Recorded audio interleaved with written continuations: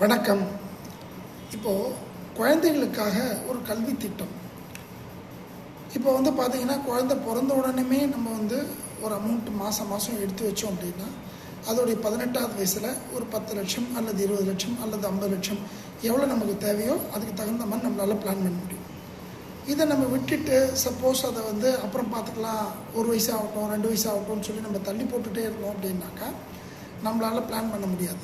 அதுக்கப்புறமா நம்ம அது 18 வயசு ஆகும்போது எஜுகேஷன் லோன் வாங்கிட்டு அதுக்கு வட்டி கட்டுற மாதிரி இருக்கும். முதல்லையே பிளான் பண்ணிட்டீங்கன்னா நம்ம கட்டக்கூடிய பணத்துக்கு நம்ம வட்டி சம்பாரித்து நமக்கு நிரந்தரமாக ஒரு பாதுகாப்பாக இருக்கும்.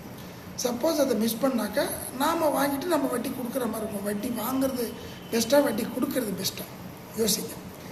ரெண்டாவது பார்த்திங்கன்னா, குழந்தையோட கல்விங்கிறது இன்றைக்கி பார்த்திங்கன்னா ரொம்ப ரொம்ப முக்கியமாக. ஒரு குழந்தைங்க ஒரு தகப்பனார் தாயார் கொடுக்க வேண்டிய மிகப்பெரிய ஒரு செல்வம் கல்வி செல்வம்.